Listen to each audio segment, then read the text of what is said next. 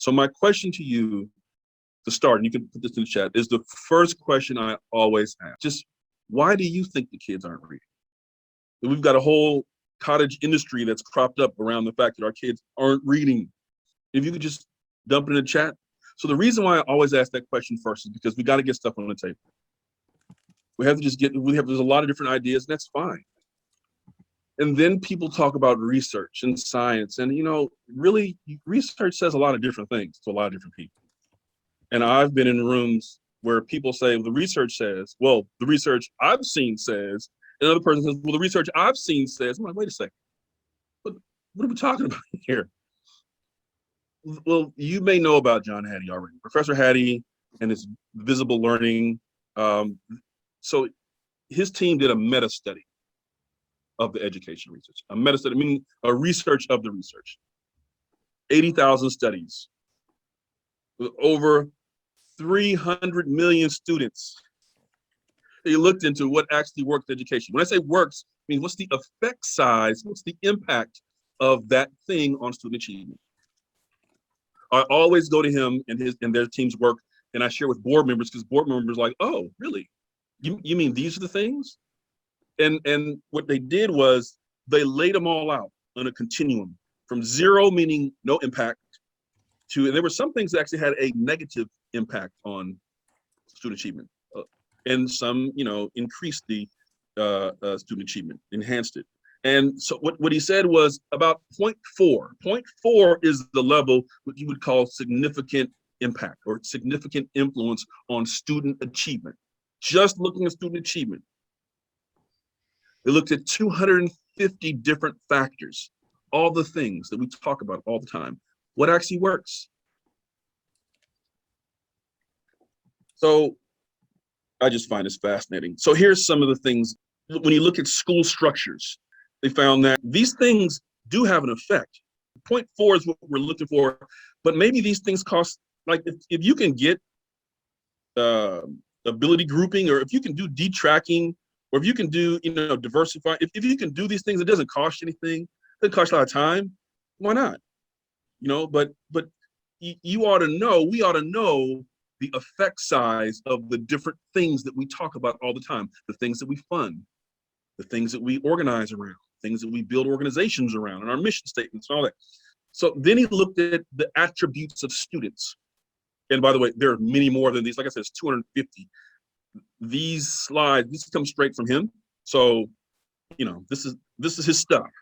But there's more, and I'll link you to the actual documents and a video that he chose, and you can look at it yourself. It's fascinating. But looking at this, what would you say? Well, what are the effect size of things like this? Would anything here get to 0.4? Maybe even 0.5? I mean, we hear a lot about sleep, diet, boys versus girls, all this stuff. How much money the parents make or their jobs. This stuff, I'm not saying it doesn't matter, neither is he. But according to the research, this is the effect size of those things. When I show this stuff to board members, they flip their lid. They're like, you mean to tell me the stuff that we talk about at these board meetings, like it's not that big of an effect? And then you got the deep programs, what he calls deep programs. I've seen, oh my gosh, personalized learning and inquiry-based learning, and like, you know it. All the different kinds of learning, blended learning, all the different kinds, whatever the buzzword is of the moment. What do you think?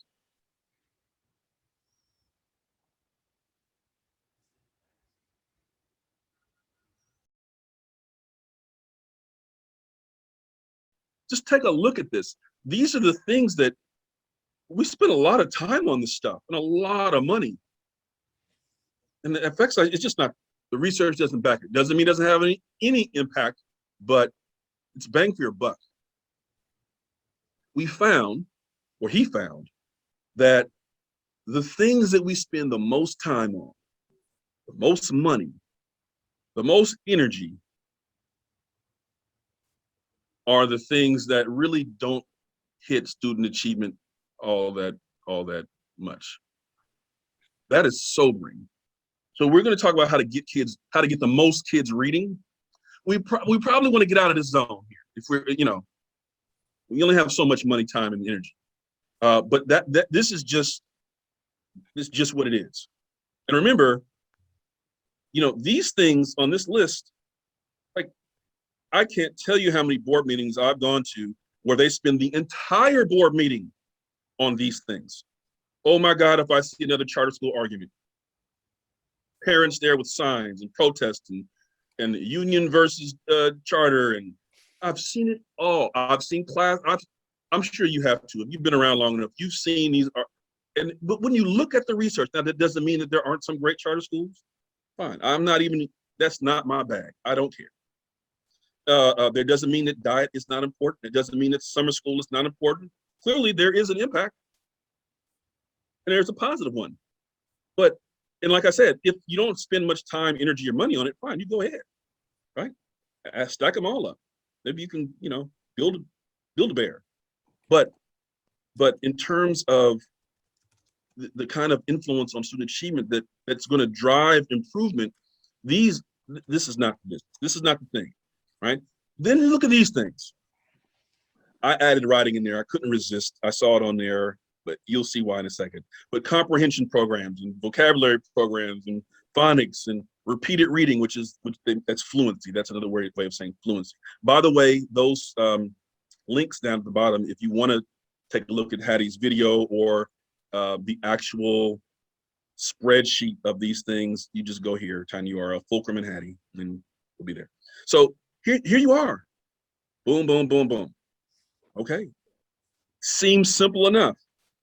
And remember, 0.4 and above that's a significant influence on student achievement. Imagine if the board president said, this board meeting, we're only going to talk about things that are 0.4 and above. Sorry. Let me pull out my Hattie list. If it's not there, table it till the next meeting. This is a screenshot of the American Federation of Teachers website. It just so happens that they say the exact same. It's a national teachers union. You may or may not be familiar with it. Ronnie Weingarten is the president of it. I'm going to take a second to read this. A strong core reading curriculum consists of, or is consistent with the research consensus on effective reading instruction and delivered by knowledgeable teachers is essential for all students. A carefully crafted approach to teaching of reading, reflecting the research consensus that effective beginning reading instruction must include explicit, systematic core instruction in kindergarten through third grade on these essential components: phonemic awareness, phonics, fluency, vocabulary, comprehension. Same thing Hattie said. Now, he bundled phonemic awareness and phonics together. They're different, but that's more on that later, right? This isn't new. We call those things 5 pillars: phonemic awareness, phonics, fluency, vocabulary, comprehension. I throw writing in there and oftentimes oral language because those are important too. And they're not considered one of the pillars, but doggone it, at 0.45, it's an important effect, or an important effect size. So the National Reading Panel, you may be familiar with it. The federal government weighed in on all these reading wars. They commissioned the National Institute of Health and said, go figure it out, report back to Congress and tell us how to get these kids reading. And the federal government came back and said, yeah, you got to have these things. That's the Cliff Notes version of a 240-page document. But that's the gist of it, is you need these things. Right? So the feds weigh in. The research weighs in. The American Federation of Teachers weighs in. It's all saying the same thing. Now, there are detractors. For example, this National Reading Panel, there are some people, this is hilarious to me. They say, yeah, okay, the National Reading Panel says this, but look, they only use quantitative research and studies as scientifically based by the panel, but there are other respected investigations that were not included. I'm good with that. Like, if we're just trying to level set, I agree there's lots of other stuff and lots of other people, and our opinions matter, and my perspective matters, your perspective matters, we all matter. And if you just want to know what the research, I'm good with that. If that's the flaw, I can live with that, okay? In general, for our kids, there's about this 5% they could teach us to read. They really don't need us. They're good. And then you got 25 to 35%, you just whatever you teach, they'll pick it up, right? With any method. So when you hear people say there are lots of different ways to teach reading, it's true. And these kids can respond to, just about anything. But then you've got 60 to 70%. If you don't give them those 5 pillars, they will not learn to read. Period. 70%. Now, if they got some money, maybe they can go to some special program or tutoring or whatever. But if they don't get the foundational skills that the teachers union was saying and that Hattie was saying and that like the research is saying, then they won't read. And then you've got the dyslexics buried within that group who they need that and more. They need that again and again and again, and diagnostic support, etc. But everything in Oakland and in many of the districts we work with are geared to these kids. The curriculum's here. The philosophy, the training, the staffing, the coaching, it's all biased towards these kids. Everything in the system historically has been for these kids. What we found when we asked that question to people, why aren't the kids reading? We found out that these 5 pillars, Oakland hadn't taught these things in 10 years. Now, I don't know what your local school districts are doing, but we didn't even have a foundational skills component of our reading program. We had units of study. We had balanced literacy. We had level libraries. We did not explicitly teach these things. We did not. I'm not saying teachers didn't believe in these things. They did, but the curriculum, there was no fluency section. There was no phonemic awareness or font. It just wasn't taught. It wasn't taught systematically. It was taught opportunistically. If I see a kid need something, I'll give it to him. Right? And so it's been my experience that around the country, this has been the challenge. And we also found out when we sat with deans of universities and their faculties that the universities don't teach their teacher candidates how to teach these things explicitly. That blew my mind. That university faculty don't even agree on what to teach for reading. So the teachers come in not knowing, the schools don't have it in the curriculum, how are the kids going to know it? Then the parents are misguided and blamed. Everyone's distracted. The funders are looking for what's sexy. Does it sizzle? Show me some personalized learning. Just show it to me. Show me something buzzy. And that's fine. And that stuff works. It has an effect. But we're talking about getting the greatest number of kids to read. Now, they do screen for reading challenges in federal prisons now. That's new. So they'll pick up the pieces, but we kind of don't want to wait till that. And so the thinking was, well, if we just do balance, when people think balance or balanced literacy, they think that this is what you mean, balance, like that's balanced. But come to find out that when we surveyed K through 2 teachers, and there was a national survey done, only 14% of educators thought that you needed all 5 of these things. 14%. This is a representation of what the teachers thought. When they say balance, this is what teachers mean, K2. Now, if your goal is to get 3rd graders reading, and the K2 teachers are thinking this, that means 14% of them thought this should be taught. 35% of them thought phonemic awareness should be taught. People think that balanced literacy means no phonics. That's not true. 2/3 of teachers who teach balanced literacy, they actually think that you should have some phonics when you need it. But this is the landscape. The question is why? Why aren't we teaching those things? And you can teach other things too. It's not the end all and be all. You got to teach, you got to teach the love of reading and all that. That's wonderful. Wonderful. Yes, they go together. They go together.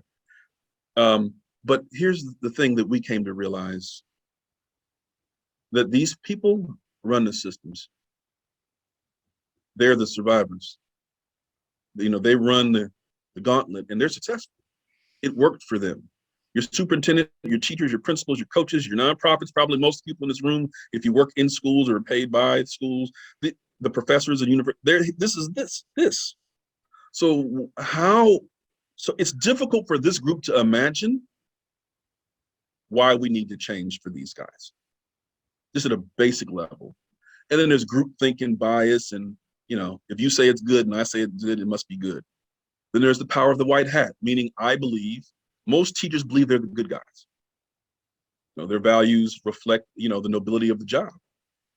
And principals and teachers come to work to help kids, and they think they are, and they're doing their best to do so. And they believe they wear the white hat. So the dissonance that's created to say, well, what you're doing actually is not serving the greatest number of kids. You got to make some shifts. It is something that must be navigated skillfully, and they have to be supported to get there. There's a book called Bridge to Balance. I'll get it and put it in the chat later. That talks about how you can actually make some shifts. But this is our landscape. And then, you know what? I earned it. It's a merit narrative. I earned it. I worked hard. I'm smart. I deserve it. And those other people, look, they got to work harder. They don't know if a kid's dyslexic or not. They just know that, look, I'm here, they're there. I have this position, they don't. I earned it. And the things they need are dumbing it down. That's baby work.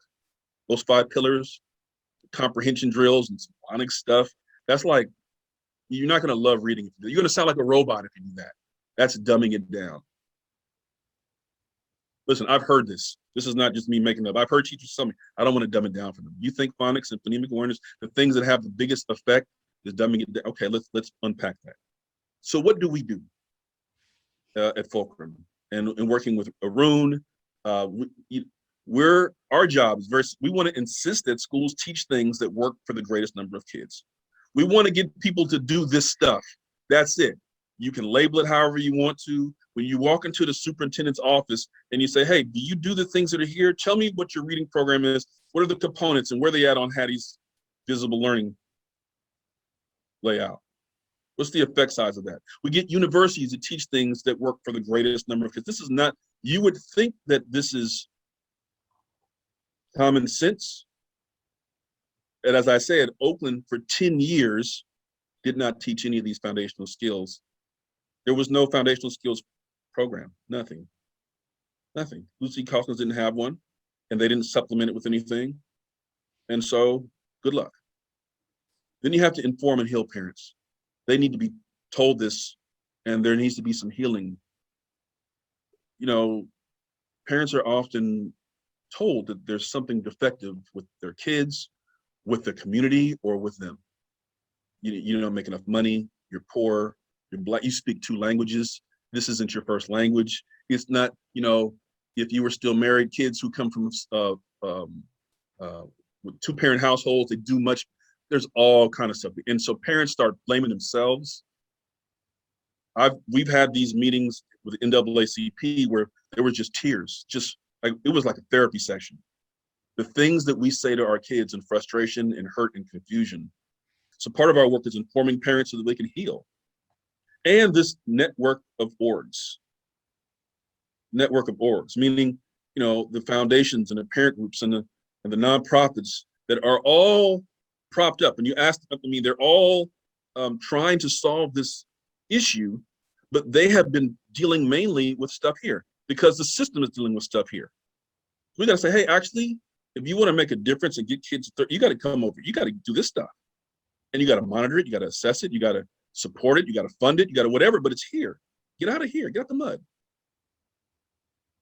And then create networks. I'd invite you all, like we're working to establish a statewide network of organizations to lead this charge, talk to board members and superintendents and chief academic officers.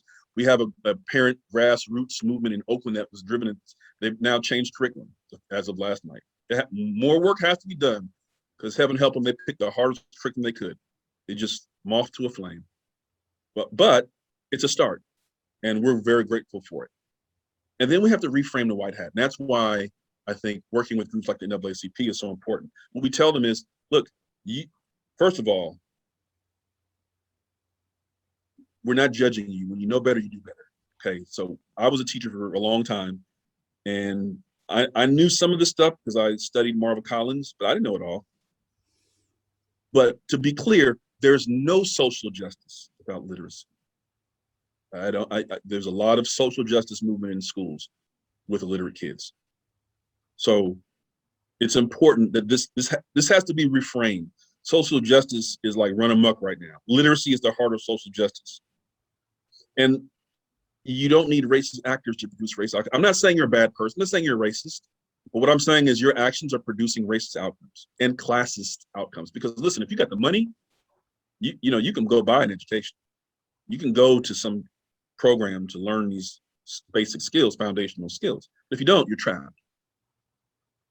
We don't blame you. We don't blame you. We need your help, and it's hard war, easy peace. I'll stop with this. So I told one leader of a charter management organization, they were explaining their philosophy, and I said, listen, I hear you. First, you have to be transparent about your practices, but second of all, if you are not teaching kids the things that research says they need to know to move forward, and you're not informing parents, it is our responsibility to treat you like a crack house in the 80s, because you're doing damage to the community. We didn't exactly leave on the best of terms. However, we now work closely with that organization. You have to be honest and reframe the white hat. We got to go there in love. So now I'll ask the same question again. Same question. Why aren't the students reading? Why aren't the students reading? And then I'm going to stop sharing. What can we do about it?